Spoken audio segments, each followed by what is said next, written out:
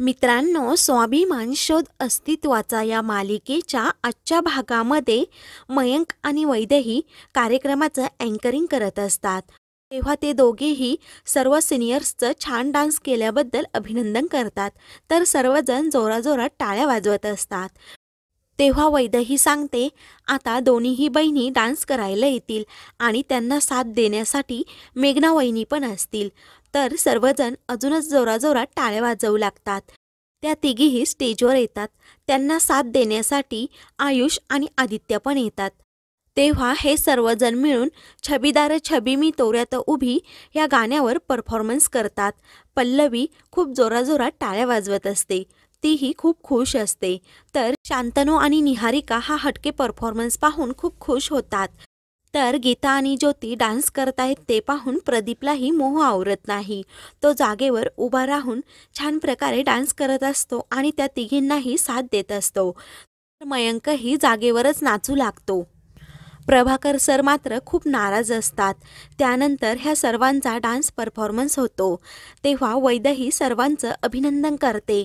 तेवढ्यातच इकडे प्रभाकर सरांना आदिती मॅडमचा फोन येतो, परंतु ते फोन रिसीव करत नाही, ते कट करतात। त्यानंतर वैदेही आणि मयंक सांगतात की ह्या कार्यक्रमासाठी ज्या मुलीने सर्वात जास्त मेहनत केली, धावपळ केली आणि ह्या डेकोरेशनसाठी मदत केली, ती म्हणजे पल्लवी आता स्टेजवर परफॉर्मन्स करण्यासाठी येत आहे।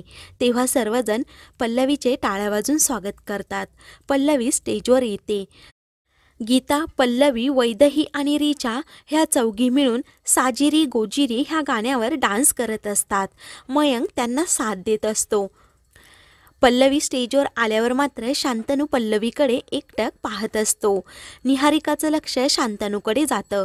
तिला समजतं की शांतनू हा पल्लवीकडे पाहतच आहे। तेव्हा मात्र निहारिकाला खूप राग येतो। तर प्रभाकर सर खूप नाराज असतात। त्यांना ह्या कार्यक्रमामध्ये अजिबात इंटरेस्ट नसतो।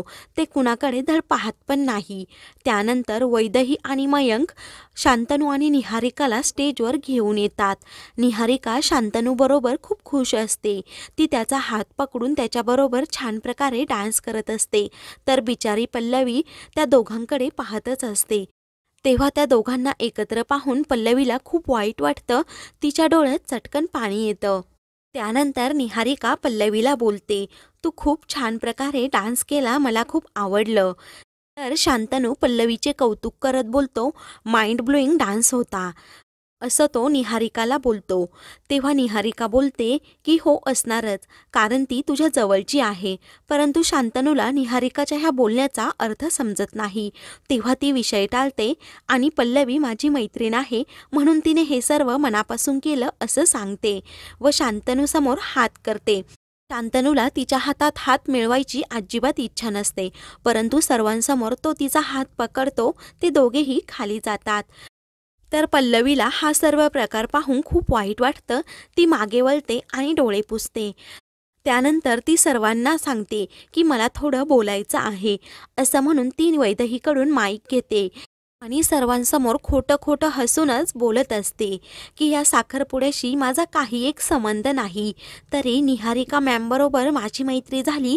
ह्या सर्व कार्यक्रमाची जबाबदारी त्यांनी माझ्यावर टाकली। या सर्व गोष्टींमध्ये मी नकळत इन्व्हॉल्व झाले। खरं तर निहारिका मॅम माझ्यासाठी कायम प्रोफेसरच असणार आहेत, असं म्हणून ती निहारिकाचे आभार मानते। या साखरपुड्याची सर्व तयारी तुम्ही माझ्यावर टाकली।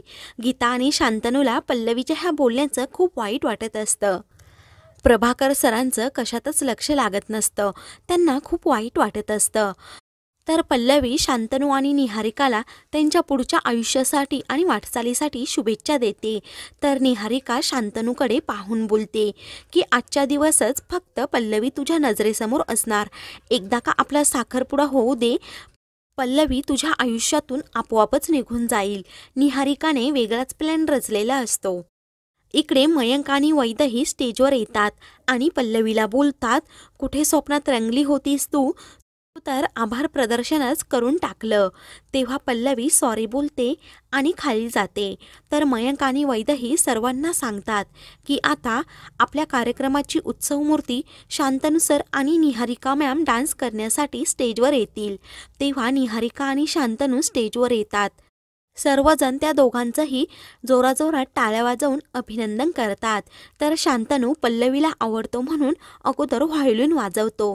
पल्लवी शांतनूकडे पाहतच असते. शांतनूला पल्लवीची आठवण येत असते. त्यानंतर निहारिका आणि शांतनू दोघेही किती सांगायचंय मला, किती सांगायचंय तुला या गाण्यावर छान प्रकारे डान्स करत असतात. ते दोघेही डान्स करत असताना मात्र पल्लवीला खूप वाईट वाटत असतं. शांतनूला निहारिकाच्या ऐवजी पल्लवीच दिसत असते. तर इकडे पल्लवीलाही शांतनूचाच भास होत असतो की आपणच दोघे डान्स करत आहोत. निहारिका शांतनूला किस करते. ते पाहून पल्लवीला अजूनच वाईट वाटतं. तिला निहारिकाच्या जागी तिचाच भास होत असतो. ती पूर्णपणे शांतनू आणि तिच्या स्वप्नामध्ये रंगून गेलेली असते. रिचा तिला भानावर आणते.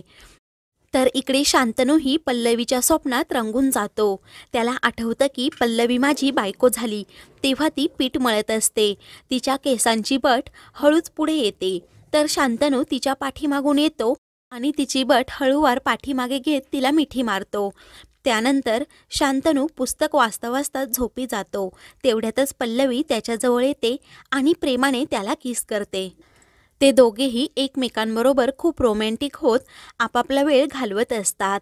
परंतु हे सर्व शांतनूचं स्वप्न असतं. त्याच्यासमोर निहारिका उभी असते. निहारिकाला पाहून त्याला आश्चर्य वाटतं.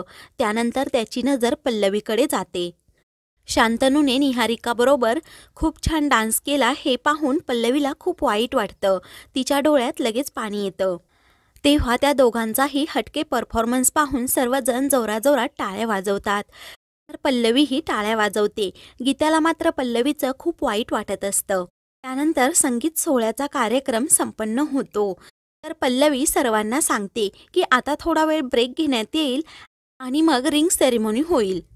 तर म्हणून पल्लवी स्टेजवरून खाली येते आणि लगेच दुसरीकडे जात असते. तेवढ्यातच गीता तिच्या पाठोपाठ जाते आणि संगीताचा कार्यक्रम खूप छान झाला ना असं पल्लवीला विचारते. तेव्हा पल्लवी हो बोलते. पल्लवी रडत आहे हे गीताला समजतं. तेव्हा गीता तो विषय टाळते आणि पल्लवीला बोलते की आज तू खूप छान दिसत आहे आणि तुझी साडी पण खूप छान आहे. ही साडी स्पेशल आहे का?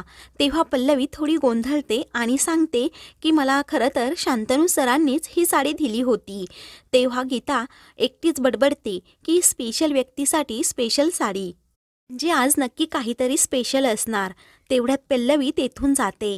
तर गीता पुन्हा मनात विचार करते, दादानेच ही साडी पल्लवीला दिली. दादाच्या मनात नक्की आहे तरी काय? इकडे शांतनू रूममध्ये खूप उदास होत बसलेला असतो.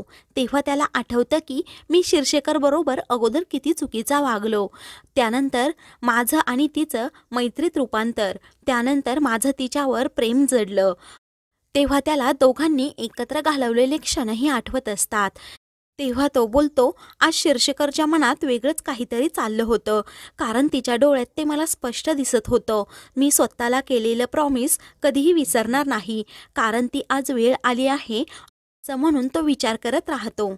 तर मित्रांनो, पुढील भागामध्ये शांतनू सर्वांसमोर सांगतो की मला निहारिकाबरोबर नातं जोडायचं नाही, कारण माझं फक्त पल्लवीवर प्रेम आहे असं म्हणून तो पल्लवीजवळ जातो आणि तिला बोलतो, ह्या अंगठीवर फक्त तुझा हक्क आहे. त्यावेळी मात्र पल्लवीच्या डोळ्यात लगेच पाणी येतं. तर मित्रांनो, आता पल्लवी शांतनूच्या ह्या प्रेमाचा स्वीकार करेल का? तुम्हाला काय वाटतं? कमेंट्स करून नक्कीच कळवा. तर अशाच मालिकेंचे पुढील भाग पाहण्यासाठी चॅनलला सबस्क्राईब करा.